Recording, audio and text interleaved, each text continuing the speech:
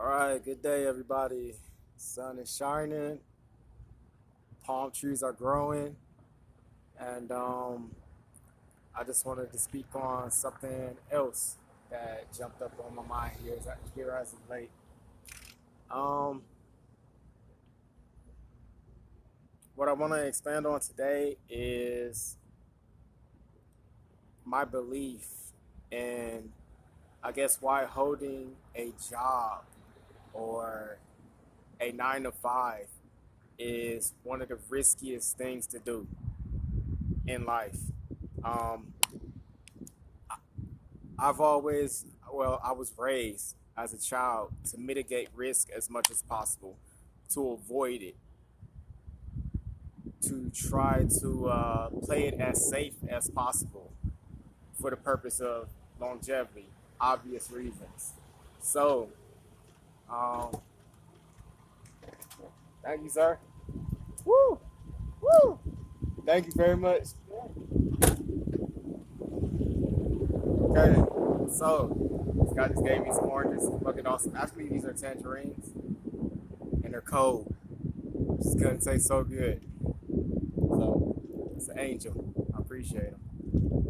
But the thing that I want to talk about, okay, is as a child, my parents, and they rightfully did this, they raised me to avoid risk. Naturally, if it's going to cause you harm or if it's going to cause you to be set back in your life's goals or whatnot, um, then you naturally you steer clear of it.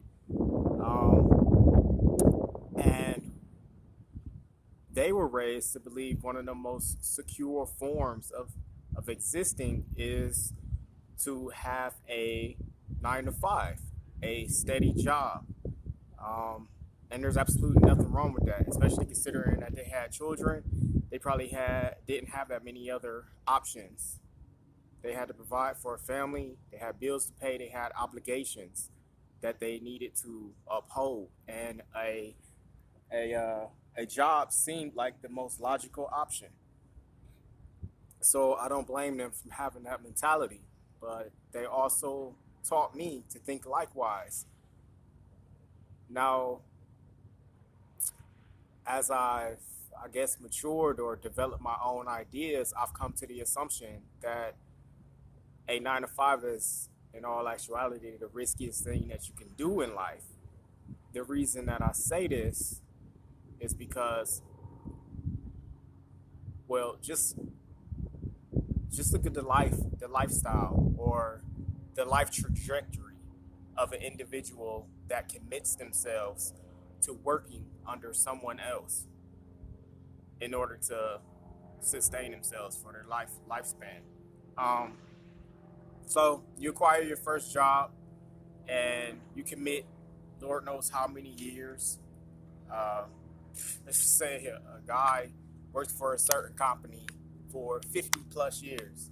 Actually, that would probably be a perfect example. My grandfather, I think he did something similar, 30, 40, 50 years, something to that degree. Let's just say that a guy commits himself to working under someone's company, and he he devotes his blood, sweat, and tears. This job is his livelihood, so he treats it as such with the utmost importance, the utmost regard. He gives most of his energy, everything that he can offer, um, so long as he can breathe and he can function. That that job pretty much is everything to him. It's all that he knows. So naturally, he gives everything that he has to it. Now, once he's too old to actually function at a acceptable level on that job, uh, his options after that, he has to go into retirement, obviously, and struggle because you're going to be penny pinching.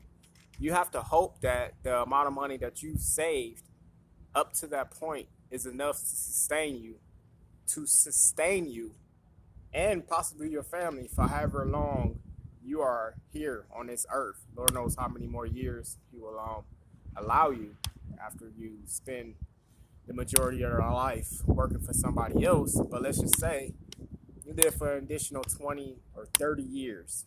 You got a really, really strong heart. So you're going to push another 30 years. Now you hoping those 50 years that you committed to someone, to a job, to your profession, that you have saved enough money to last those next 30 years. So you're going to do everything that you can to conserve all of the savings that you've accumulated in that time. You're going to be penny pinching. You're going to be struggling. It's not going to be easy street by any means. And worst case scenario, you run out of savings and you can't pay the bills and you are forced to return to a job and work it literally until you die. Those are the only two ways that that scenario can play itself out, in my opinion. Unless you've accumulated an extraordinary amount of wealth while you worked under somebody else's reign, um, and it's enough wealth to not only sustain you, but so that you can live at a very, very comfortable level and provide for your family as well. That's very unlikely. That's not most of us. 90% of the time, or 90% of the populace, they don't have that much in reserve after they retire. So, in my opinion, for 90% of the people, they will either penny pinch until their last breath or run out of reserves and be forced to return to a job and labor until they eventually run out of their last breath. I don't like that very much at all. It doesn't go well in my mind. So that's the reason that I say holding a 9 to 5 is pretty much the riskiest thing to do. And on the other hand, people say, okay, when you pursue a way out there, far out there type dream, that is so risky. Oh, you're going into the stock market, or you're investing all this money into a business, or you're just doing things that are risky. You can lose it all. Uh, you could put yourself in a hole that you could never dig your way out of, et cetera, et cetera. All of these fears and all of these assumptions, that pretty much hinder people from ever taking action towards pursuing what I consider to be a very much more positive outcome. If they had the heart, or rather the courage, to go a different direction.